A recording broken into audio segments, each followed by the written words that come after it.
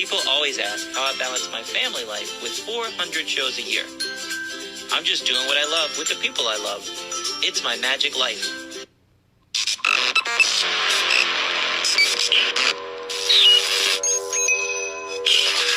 I like Wes Iseli. I like everything about him.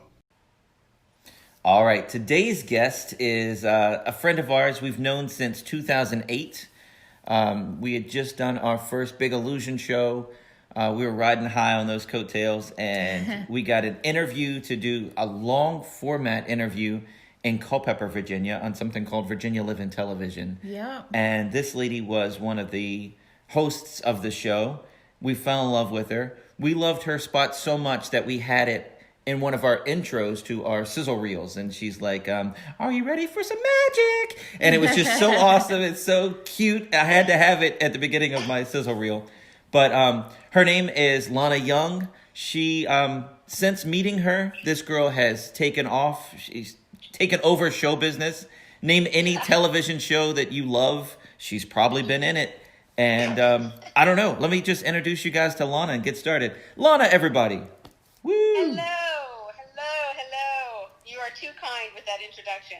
Well, golly. I mean, your IMDb page is, 7 pages long. It's crazy. I am very proud of that. You're doing great, girl. Thank you for pointing that out. I appreciate that. So you did an interview back in, I think it was 2008. I'm not sure of the timeline. Was it about 2008, 2009? Which interview are you talking about? Our interview? Yeah, with me and Natalie. It would have been after 2009 because I moved to Charlottesville in 2009. Okay, so Los Angeles. I was close, and you hired me to work at your theater group trade show, and we were that was fun hanging out with you. That was wonderful. That was such a good decision of mine. And we kept in touch. Kids loved you. We kept in touch over the years, and like I said, every time I turn around, you just keep getting bigger and bigger. And this was the first time, I usually have my magician friends on here. Sometimes I ask people that I don't know, I haven't grown up with or don't know my whole life. But with your list of credentials, I was like, I don't know, Natalie, will she even be on my podcast? You just gotten so big, girl. I love it. I'm so proud of you. Thank you. Well, I'm an island girl at heart, so my feet will always be firmly planted in the sand. That's awesome. But I had on here in my notes from, I didn't do the introduction correctly. I'm sorry. Let's finish this here real quick. So from working on hit television shows to rubbing elbows with some of the biggest names in television and movies. That's what I wanted to say, because the list of people that you've worked with is pretty amazing too. So, you would talk about feet in the sand. Tell me about your Jamaica background. I don't know about that. Bermuda, not Jamaica. Bermuda. Sorry, that's a difference. Oh, come on. Get it right, Wesley. Well, let me tell everybody. I had to do some homework. We watched your new web series show, and it's Christmas time. We were making cookies last night. We were up till 4 a.m. watching your show last night, so I'm a little jet lagged. But I did type out Bermuda and Jamaica wrong when I was wide awake. But tell me about Bermuda. Well, Bermuda is a tiny little island in the middle of the Atlantic Ocean. It's 21 square miles, and we've got about 65,000 people. And it is a very special place. A lot of people ask me if I was claustrophobic growing up there, and I always wondered to myself, how could you be claustrophobic with miles and miles and miles of the Atlantic Ocean all around you? There was so much space and so much peace. It was really a beautiful upbringing. Wow. So how'd you end up in the States from there? Well, that's a long story, but it sort of started when I was young. I did my first play when I was like 4 or something. It was like Puss in Boots or something like that.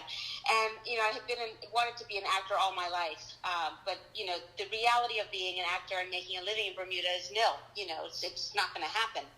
So I kind of put that aside and pursued other ventures like Bermudians. A lot of Bermudians go into the finance field or reinsurance, and so I ended up working for an investment company in Bermuda. And in 1998, I met a man who asked me to marry him, and he was Bermudian American and lived in Boston. And so I moved to Boston in 1998 to get married. So I've been in the States since then, except for 2 years in London between 2003 and 2004. So that's kind of like the long or the short of it. And I don't know about you guys, but I'm a firm believer in things happening for a reason. And Yeah, we are. The marriage was not meant to be, but the marriage was a breadcrumb on my path. And it put me exactly where I needed to be to pursue my dream and my passion, which was acting. So after I was divorced at 33, I realized that I had this wonderful opportunity, like a new start, and decided that I was in a financial position and in a position of freedom to be able to finally pursue acting as a career. And found this awesome conservatory in London, England, and flew out there to audition, and I got in. So at 33, I went to drama school. Wow. And it was really the best decision I've ever made, really. And that's the truth. But it wasn't an easy road, you know. Like I was there for 2 years. I worked for a year as an actor, and then moved to Los Angeles with big bright eyes and bushy tail, you know, like I'm in Los Angeles, I'm an actor, you know. And it didn't quite work out that way.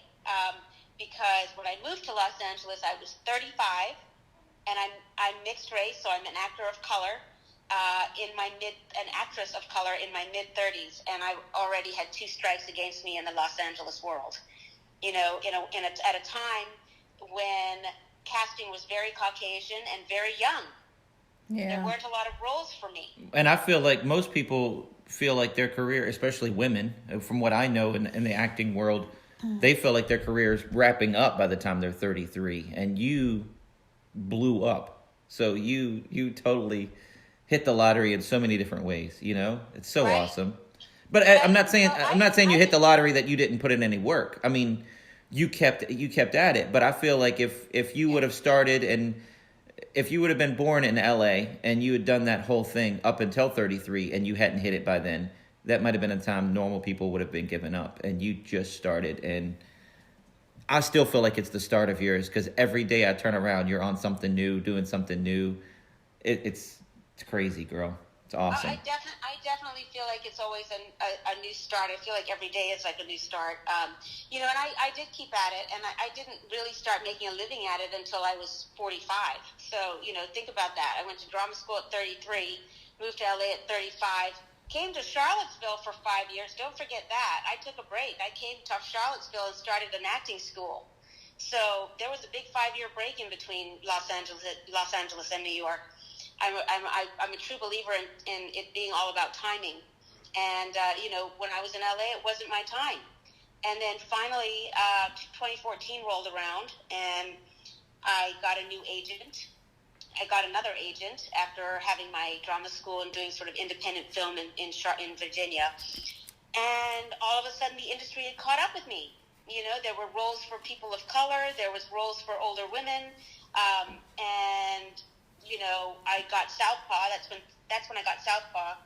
Shot Southpaw in Pittsburgh with Jake Gyllenhaal and Rachel Mcadams, and Antoine Fuqua was my director. Antoine Fuqua said to me several times during filming, "You should be in New York." And it was really funny because everybody on set, right, all the actors on set were like, "Yeah, I'm from New York. Yeah, I'm from LA." And I'm like, "Yeah, I'm from Charlottesville." And it was so funny. And everyone was like, "You should be in New York. You should be in New York." And that film wrapped. We wrapped filming in August 2014. I went back to Charlottesville, and I rented my house, and I moved to New York the next month. Wow. And I never looked back. So why does everybody say in New York instead of I mean, Georgia's real popular now for doing movies, and now it is, yes, but it wasn't in 2014. North Carolina was sort of the busy place to be in that at that time. But New York, you see, people still have an old idea that the leads and the best actors come out of the big markets like New York and LA. Right. So, you know, Georgia's very busy, and it is changing. They are starting to, because a lot of actors from New York and LA are moving to Atlanta, but the industry is, you know, still sort of on the edge of recruiting or casting their lead roles out of New York and LA. So it's a fine line, you know, to kind of balance. do I move to Atlanta and work all the time as a supporting actor, or do I stay in New York hoping to win a big role, as a lead role? Gotcha. The industry evolves constantly, and of course, COVID was a whole new evolution. I just go with the flow, and I keep my finger on the pulse, and I just try to always figure out what my next best move is. Well, I have, and your 7 pages of spots that you've done on IMDb. I got NCIS, Law and Order SVU, Blind Spot, Kevin Can Wait, and Zoe 101. These are shows that I know. These are shows that I've watched either with Natalie or with my kid. And the list just goes on and on and on.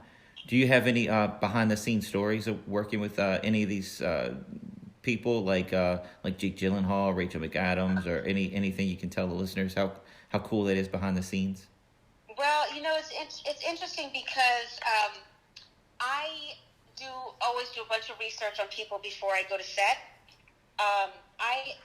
Since I was a little girl, I was always a talker. I loved talking to strangers, and I still love talking to strangers. But in the set world, you only have a certain amount of time to connect with someone, if at all. Right. If you're not a lead, if you're just a supporting actor coming in to support the story for a day or a week, you're coming in, the director already expects you to know what you're doing. You meet the director, you meet your fellow castmates, and with a few rehearsals and some blocking with the crew, you're shooting, and there's not a lot of time to get to know people. So I know that I have usually about an hour in the hair and makeup room where I might come across the actors that I'm working with, and luckily my career has always been working with the leads of the show or the movie. So I know that when I'm going to work that I'm working with like you said, Jake Gyllenhaal or Rachel McAdams or Kate Blanchette, or the list goes on. So I do my research on them and figure out if there's something that I have in common with them, and then I get to the hair and makeup chair, and in they walk. And it's a wonderful moment because not only have I grown up watching a lot of these people or grown up with these people while they've been doing their job. Now I'm sitting next to them getting my hair and makeup done, and they're just an ordinary person going to work. That's so crazy. Yeah. And so Rachel McAdams is a good example. She was absolutely lovely. And she's from Canada, and I went to school in Canada. I went to boarding school and university in Canada. So I knew that I had that in common with her, and she sat down, she introduced herself to me right away, which is wonderful when they do that. And we started chatting, and I said, I went to school in Canada, and immediately got her attention. So now we were talking about Canada, which, and it just becomes this wonderful camaraderie. And now when we step on set, we've already broken that ice, we have already made a connection, and we don't have to be awkward or uncomfortable with each other. So to answer your question about any behind-the-scenes stories, with Southpaw, I was cast as Gloria, Rachel and Jake's characters, housekeeper and nanny, for Una Lawrence played their daughter. It was very clear in the script that my job is to take care of the family. I'm the hired help. And which is funny because I play a lot of doctors and high status roles, so it was nice for a change to kind of have a different type of feeling with my role, with my character.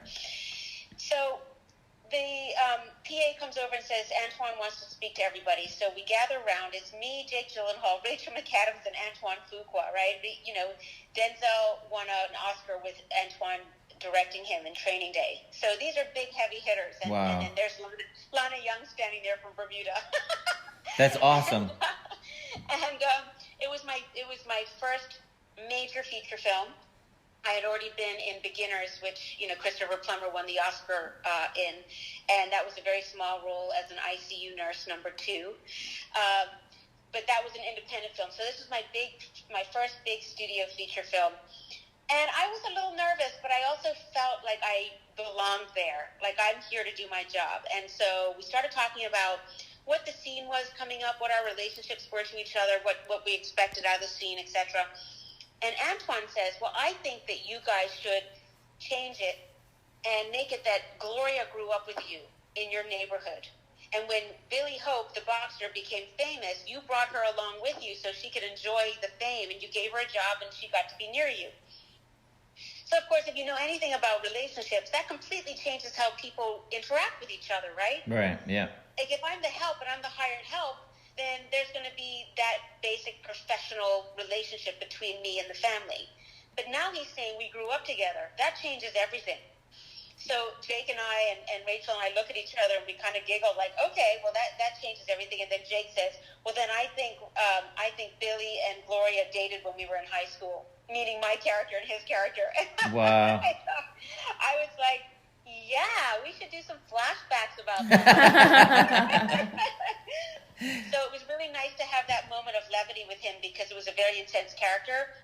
And once we got started filming, you know, he got into it, and there was a lot of rage there for what the character was going through, and that's what I got to see for the rest of the film, for the rest of my time shooting there, which was about 3 weeks, was him in character.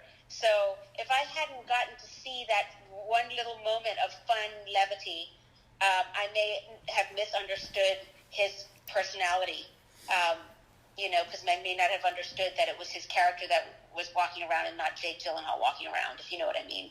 Yeah, wow. You got to open the veil. He was in character mode, and you got to get behind the curtain a little bit. That's awesome. Yeah, absolutely. And then at the end, when I was heading out, I went to they had created this whole gym area with a boxing ring and everything, and so that they could practice and rehearse choreography and stuff like that in between. And Forrest Whitaker, when I walked in, Forrest Whitaker was in the ring practicing with the boxing coach. And I looked over and I was like, hey! And he looked over and he's like, hey! And he dropped his gloves and he walks over to me, shakes my hand. We start chatting about, where he's from, where I'm from, and being in the movie and stuff. And that was really cool. And then I saw Jake and I went over to say goodbye. And he was in Jake mode, not Billy Hope mode. So he was very casual, very cool again. And he again encouraged me to go to New York.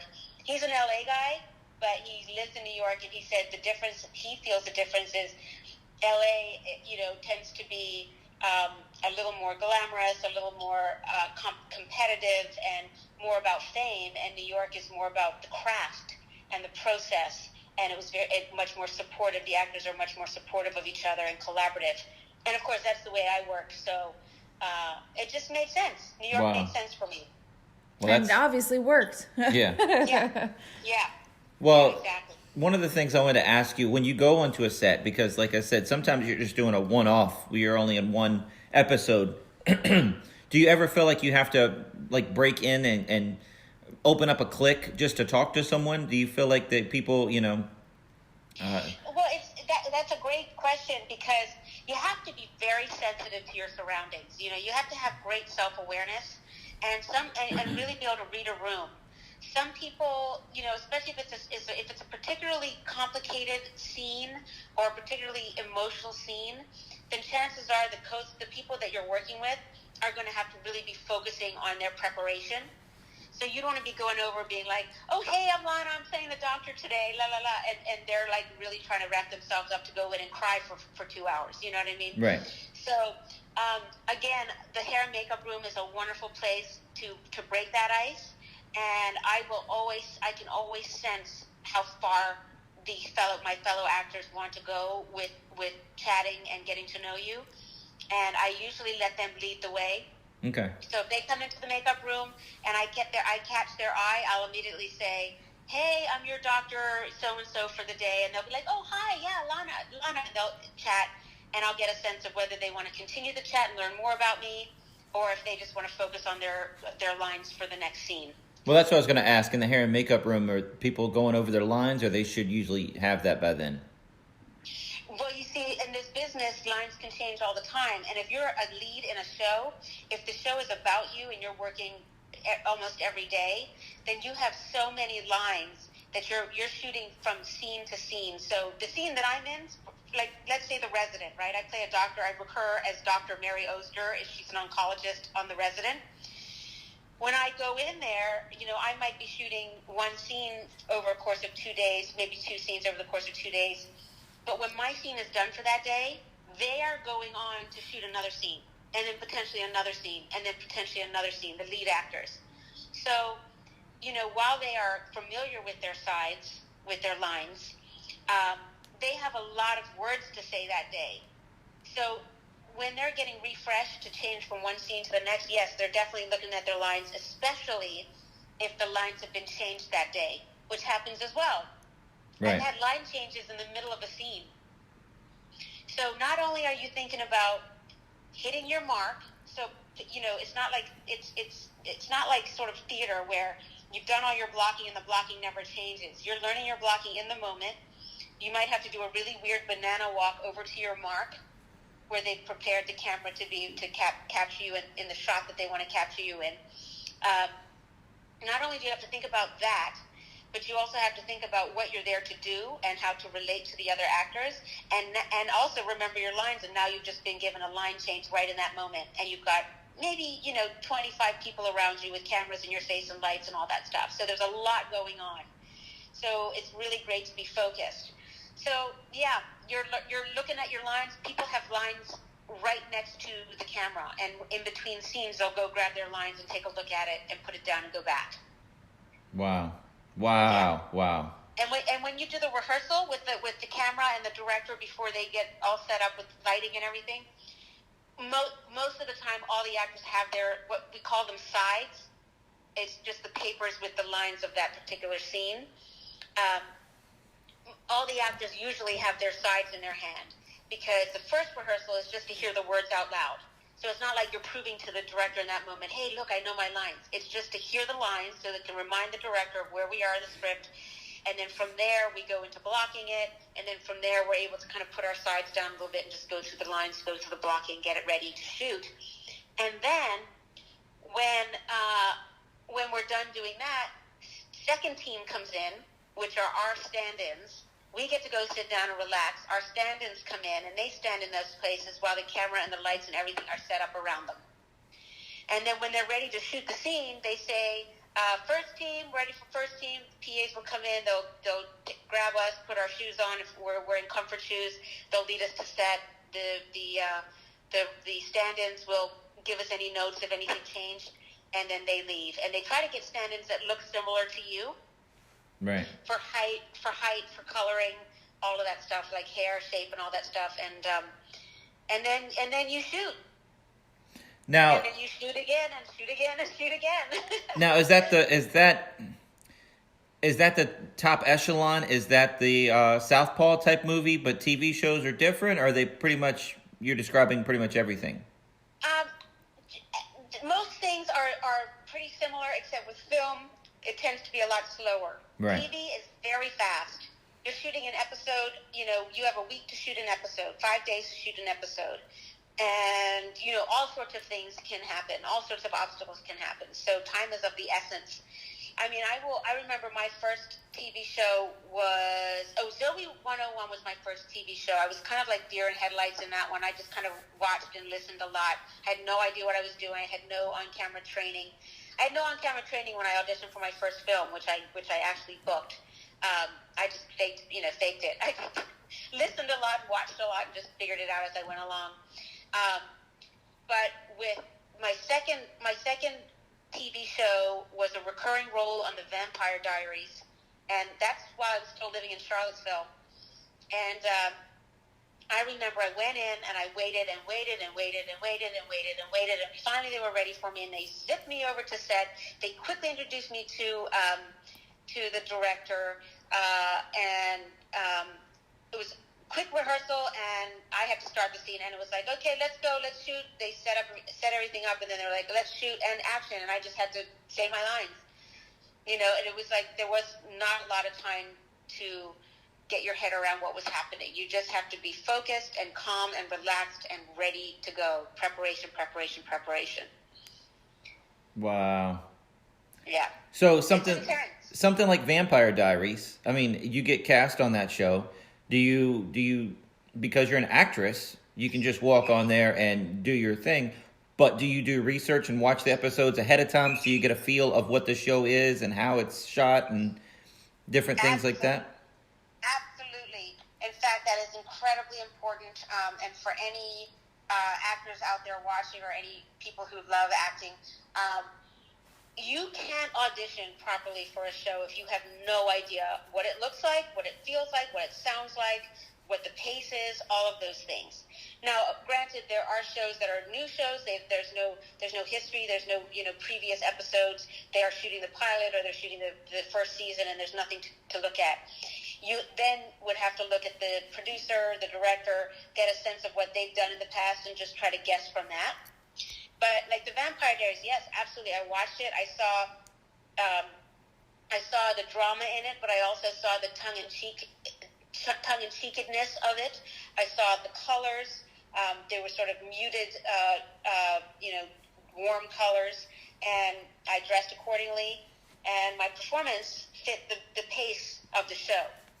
It moves at quite a clip. It's not a slow show. It's not like This Is Us. It moves fast. It moves at a quick pace. So yes, I've done all my research, and Wow. I don't tell a lot of people this, but I think it's really important for people to understand how this business works.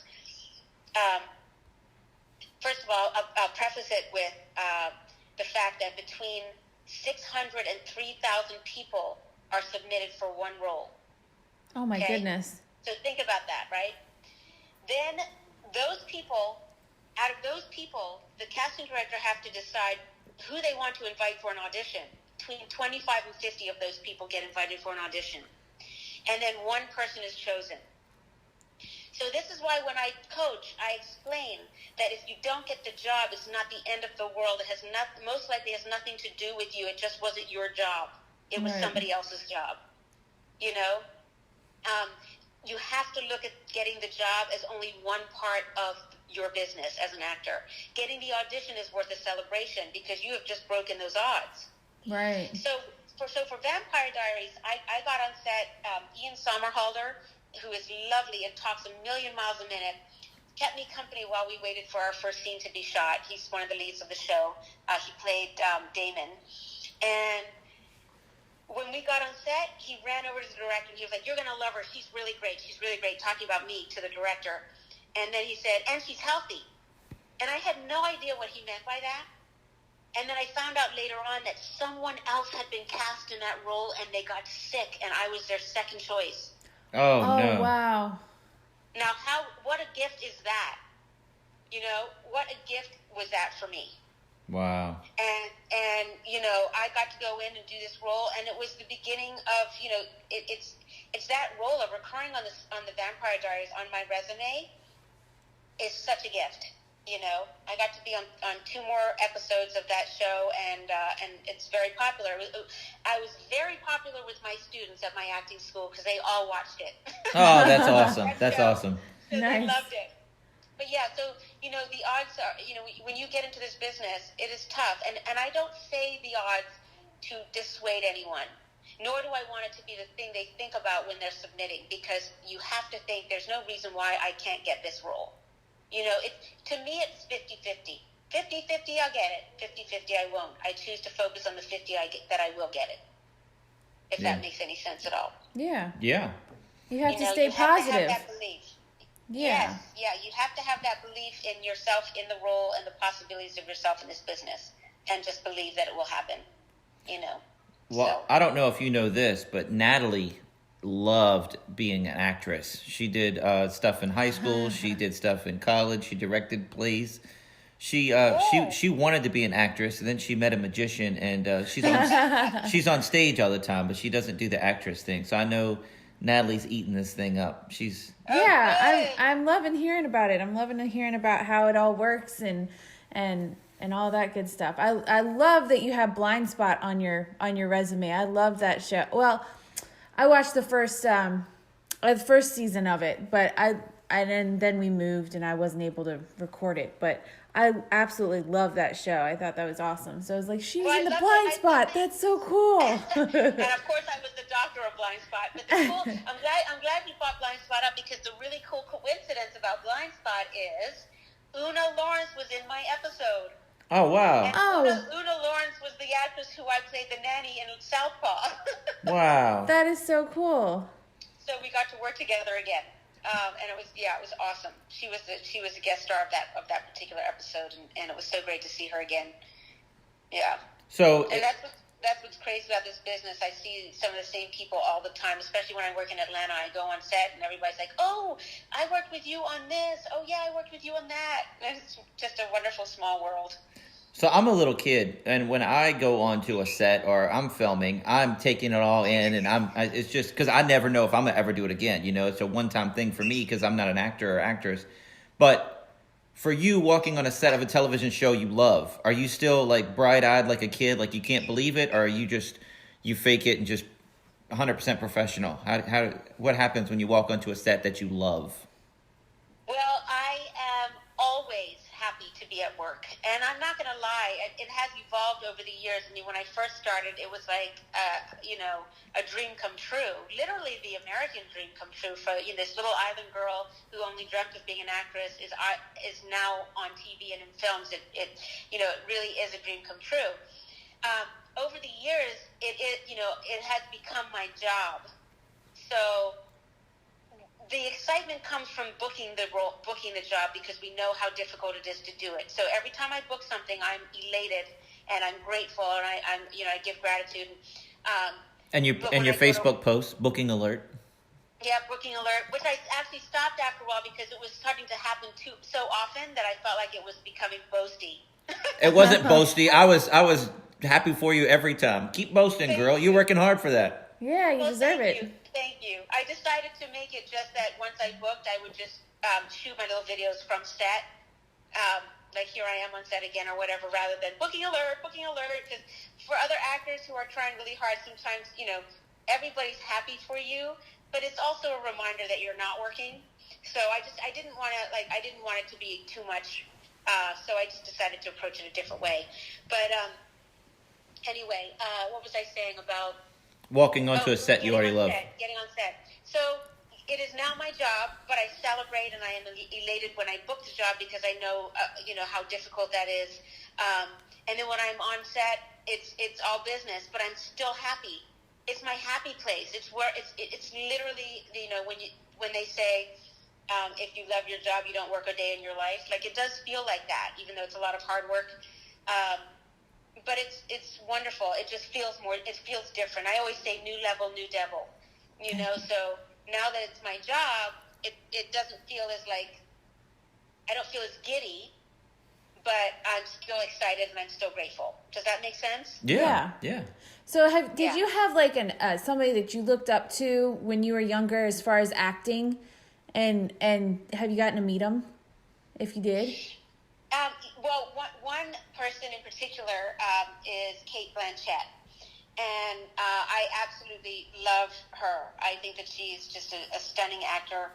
I had many, but I never sort of had one where I was like, ooh, I want to be like her. I just always kind of looked at the people that moved me, and then I watched their work and tried to figure out, what they did to get, what their process was and what they did to get where they did, etc. Yeah.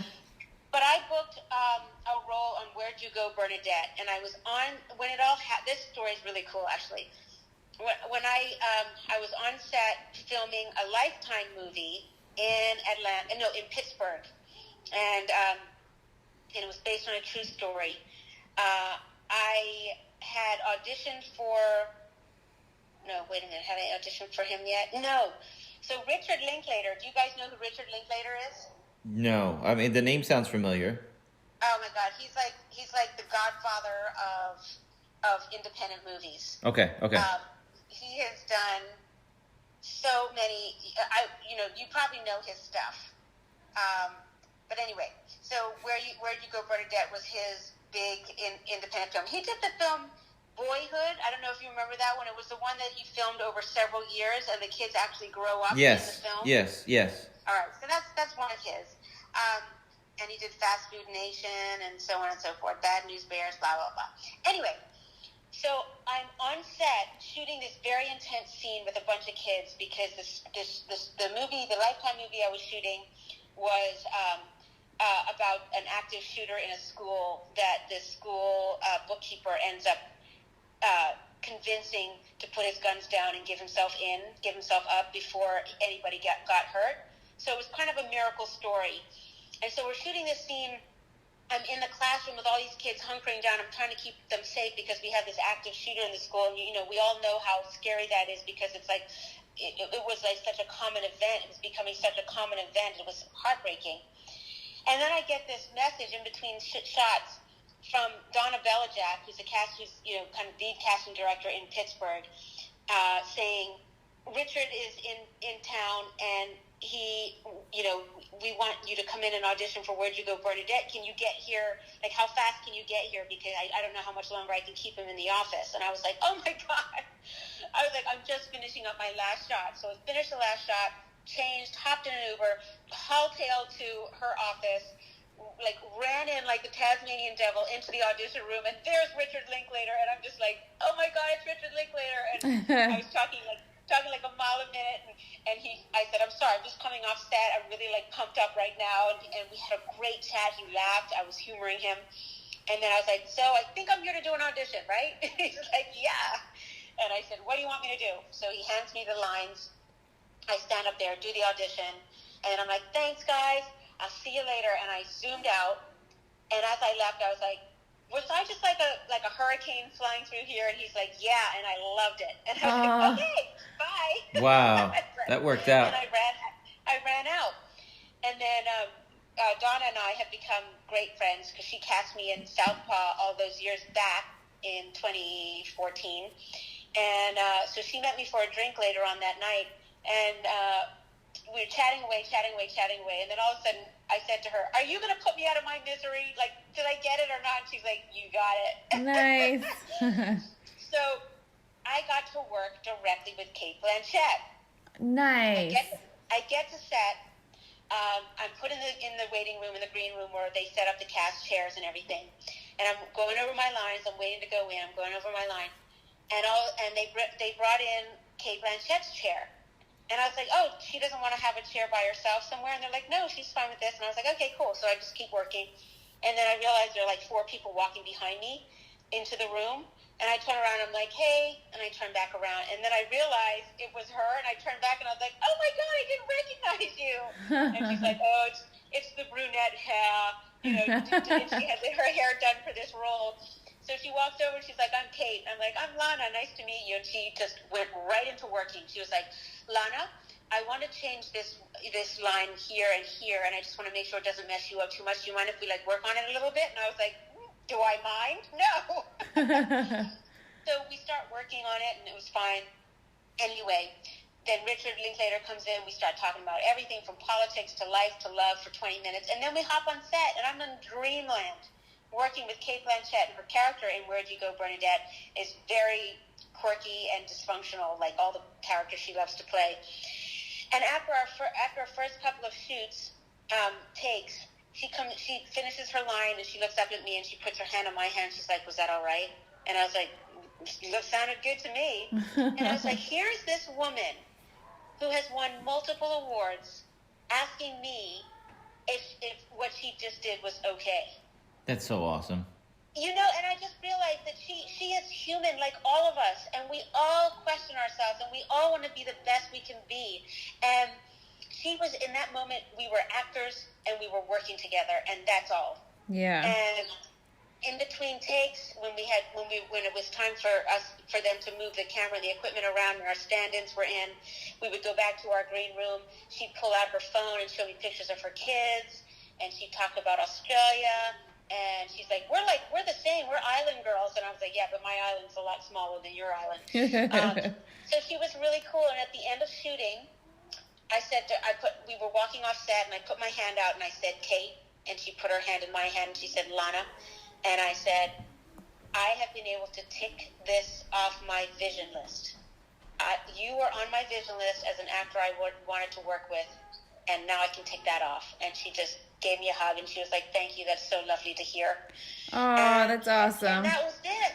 And then I got cut. My part got cut out of the film. No. It was such a small role, and they realized that they had a big movie. They had to cut the time way, way down, and they realized there was all these little small incidental roles, like in between roles, scenes, that didn't weren't necessary to tell the story that she could get from here to there without this scene. Yeah. So Richard Linklater, which this never happens, sent me a long email explaining it all and saying how much he loved working with me and blah, blah, blah, blah, blah. And here is your scene with Kate. Oh, wow. And he gave me the scene with Kate. So he gave you video. He gave you video with everything with it. Not the video, what was shot, what was cut out of the movie. So it wasn't like amateur video. Like, I have it on my demo reel. That's awesome, girl. That is awesome. So, like little beautiful things like that happen that keep my faith in humanity, because this can be a very tough business, very narcissistic business, very political at times. So when little beautiful things like that happen, it makes everything okay, So I'm 43 now. And, just looking back, I've been doing this since 1996. And I keep looking, I don't know how many more years I have, 30 more years, 40 more years if I'm lucky, because I'm going to be doing this until I'm dead. And I'm not going to retire. You're doing something you love like this, I'm not going to retire. Exactly. If I hit the lottery tomorrow, I'd still be doing shows. And Natalie said, yeah, but do we have to do 400 a year? But, I'm still going to be doing shows no matter what. But I look back and I'm like, if I die tomorrow, I've accomplished so much and I'm so happy with where I've come in my magic. Have you hit that yet? Where if something happened and you just weren't an actress anymore, that you've actually got to where you're proud of yourself, or are you still very, very, very hungry? I'm still hungry, but I've gotten to a point where I'm like, whoa. As a kid wanting to do magic, I never thought I would get to the level I've gotten to now. So is that, how do you feel? Well, I think this is so important because I think that it's really important to look at where we are in our lives and say, and this is good. You have accomplished a lot. Yes, there's still more I'd like to accomplish, but right now I don't have any regrets. I haven't not done something that I put my mind to, And so I think that is, I can definitely say that if I died tomorrow, I would be happy with how my life turned out, for sure. I still have things I want to do. I just wrote a pilot for a show. I want to create my own content and write the roles that I really want to play. And, I'm hoping that something comes of that. I love producing as well, and I love directing. I'd love to start doing more of that stuff. And so to me, it's the next journey, right? So it's not like I'm upset because I haven't done that yet. Right. I'm celebrating that I have accomplished what I have so far, if that makes sense. Absolutely, yeah. So when we were talking earlier, and you said, everything happens for a reason, and, that's a big thing in my podcast. It just keeps coming up over and over and over, and a lot of people see that or, are realizing that and saying it on our podcast. So it's a theme that runs through our podcast. But tell Natalie about the story of what show you were cast in and you got recast. And that was awful, but that ended up being awesome. Oh, yeah, that was a beautiful, beautiful and sad story all at the same time. So in 2018, my mother was going in for a routine surgery in Bermuda, and I flew there to just be there for her, take her home, get her settled, take care of her for 5 days, and then come back to work. Uh-huh. Now, that year, that was January 2018. In 2017, part of my vision board for that year was to book a series regular and to star in a feature film. Oh, wow. Both of those things happened. I got cast in a feature film that was actually shot in Charlottesville, called Bentley's Will, and I was the lead in that. I played Bentley, and then I got cast in a show called Love Is, which was being shown on OWN, Oprah's network. Okay. And I couldn't tell anybody until the news had dropped in the news, until it was reported in the news. So I'm sitting on this information, like my life has changed. When you jump to series regular, everything changes. The way you're treated, the way you're paid. They fly you everywhere, first class, business class, whatever. Everything's paid for. Everything is organized for you. It was like a dream come true. I thought I have made it. And I couldn't tell anybody. Yeah. So I'm So I flew to Bermuda January 16th to help my mom, and I'm sitting in the waiting room at the hospital. She's in surgery, and it comes out on Deadline. Lana Young has been cast as a series regular for Love Is on OWN. And it was like, I couldn't believe my eyes that this was now in print. Like, oh my God, now I can tell people. So I, of course, immediately posted it online. And then 5 minutes later, my mother's surgeon comes out and says that there's been complications and they're going to have to keep her in to monitor her. Oh my. So, I soared to the heavens and then came crashing back down to earth. And she ended up having a very difficult time and was in ICU for 3.5 weeks and ended up being in hospital for 3.5 months. Wow. Meanwhile, I'm trying to juggle this new series regular job. I got flown to Los Angeles. I got to read 2 episodes in front of Oprah and all the Warner Brother executives and all the OWN executives, and it was just I wept with happiness while this was happening. And then I was running back to Bermuda to take care of my mother. I got to shoot my scene with Mara Brockakill, who was the creator of the show. Who she also did Girlfriends and Being Mary Jane and shows like that. My husband was played by Clark Peters, who, if you know The Wire and many other shows, he was in that show. Stellar cast. Shot the pilot. Everyone was thrilled. Excited, went back to Bermuda to wait for my next call for the next episode, and several weeks went by and nothing, and I started to feel like, oh, something's going on here. And then I saw my phone ring, and Mara Brockakill was calling me, and I thought, this can't be good. And so I pick up the phone, like, hey Mara, we start talking and small talk, and then all of a sudden she's like, there's no good way to say this, but they are going to recast you. And it just hit me like a knife in the gut. And anybody familiar with ego will tell you that it was the ego getting knifed in the gut. That's the immediate thing, like, oh my God, why? What's going on? What did I do wrong? All of those questions, right? Right. And she's like, I loved you. I wanted you in there. It's nothing you did. You are brilliant. They just wanted to go in a different direction.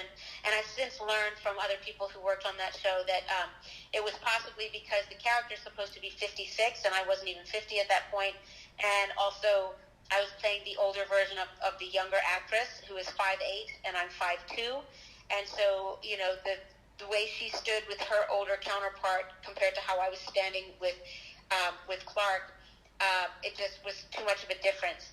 And so they ended up going with Wendy from Army Wives, and she's in her 50s and she's 5'8", and she was perfect.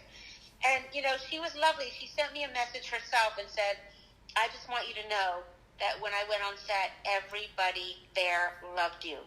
They loved you, and it was really hard for me to step into your shoes, and I just wanted you to know that. Wow. Dude, that's That awesome. was sweet. So gracious, right? So beautiful and so gracious. It just made me feel so good. But anyway, once I had gotten past that gut blow, I'm talking on the phone with Mara. We shed some tears, and then I kind of pulled myself up, and I was like, you know what? Things like this happen for a reason. And I don't know what that reason is yet, but I'm sure it's going to make itself clear sooner than later, I hope. And Mara was like, that's the Lana I was hoping would receive this information, and you're going to do great things, and don't worry, and lots of love, and off we went, right? Mm-hmm. So when you negotiate a contract for a series regular role, you negotiate, before you're even cast, you negotiate your rate, and which is a per episode salary, basically. And you negotiate how many episodes you get paid for, regardless of how many you end up shooting. So in my contract, I think we negotiated something like a guaranteed 6 episodes. Like, I was going to be in more of those, but I was guaranteed to be paid for at least 6. And so I knew that money was coming to me. So I was like, all right, well, that's fine. Anyway, payday time, and they paid me for the whole season. Wow. And I was able to stay in Bermuda and take care of my very sick mother for a whole year and not worry about a thing. And there you go. And I was like, that's what this job was. This job was to give me that freedom to take care of my mother. That's all. That's it wasn't amazing. for the job. It was for that gift. Yeah. That's amazing. That's Yeah, awesome. It was absolutely just breathtakingly amazing. Yeah. And it was a great journey to share with my friends and with my social media people, because I think people always think it's so glamorous, but let me tell you, actors go through a lot of crap. We have a lot of heartbreak, a lot of disappointment, and I think it's just as important to share those as it is the successes, and also to share how to navigate those things and how to manage it healthily, so that you can sustain, so that this business is sustainable for you. Do you know what I mean? Absolutely. If people didn't hear about how hard it was, they get discouraged fairly quickly, I would think. So to hear other people say, hey, I struggled at first, but now look at me. I have this huge IMDb page and look at all the work I've done, but it wasn't always easy. That's encouraging. That helps instead of just showing all the glitz and glamour. So yeah. Exactly. And the interesting thing is, what people forget is that if you're making an impression through your auditions and the work that you're doing, people are talking about you. Networks are talking about you. Studios are talking about you, even though you don't know it. And when I got cast as a recurring guest star on a show called Ambitions, which is also on OWN, and on my first day on set, one of the executive producers, Sheila Duckworth, came over to me. I went over to her and introduced myself to her. And she's like, oh, yes, I know you, Lana. Yes. I was just on the phone with OWN last night, and they're so happy you're back on the network and blah, blah, blah. And I was like, what? Wow. So you might be sitting at home licking your wounds going, I suck or I'm a failure, but don't waste your time on that energy, because if you did your job well, regardless of whether you still have it or not, people will notice, and they will be talking about you, and they will be trying to figure out how to get you back. And they're writing scripts in their basement or doing something behind the scenes, and they're thinking of you when they're writing it. And you don't know, because they're using from what they know in life to write that script. And you're one of the people that's in their life. You made an impression on them, and that role might be for you. Yeah. Exactly. And I think it was Maya Angelou who said, people may forget what you did for them, but they'll never forget how you made them feel. That is so important in life. I know that, I feel like it's not something I try to do. I just really, like I said, when I was a little girl, I was talking to strangers. I just really love people, and I'm very curious about people. So, and I'm also very grateful. And I don't know whether that's just coming from Bermuda and finding myself in all these sets, that, from the person who's putting my comfort shoes on my feet or grabbing a coffee or directing me in the show, it doesn't matter what role they're playing in that crew. They are important to me, and they are interesting to me, and I'm grateful to every single one of them. And I think it's important for people to realize that when you walk on set, everybody there is helping to make that wheel go around, regardless of whether they're a background actor or the lead actress. Don't treat anybody better than anybody else. Yeah. Everybody helps Everybody helps that wheel turn around. Well, I just have a new goal. I mean, you're inspiring me. I just want to work hard enough that I have somebody that'll put comfort shoes on me. That was so funny the first time that happened. I was like, that was on the Vampire Diaries, and I was in the square chanting myself to death.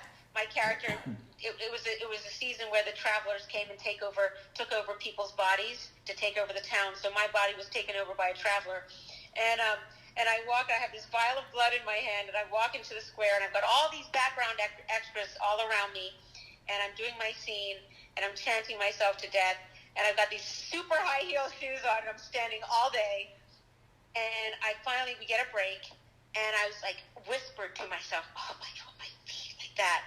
And they must have heard it on my mic, and all of a sudden it was like, get Miss Young an apple box and some comfort shoes, please. And this person comes running over with an apple box for me to sit on, takes my shoes off, puts comfort shoes on me.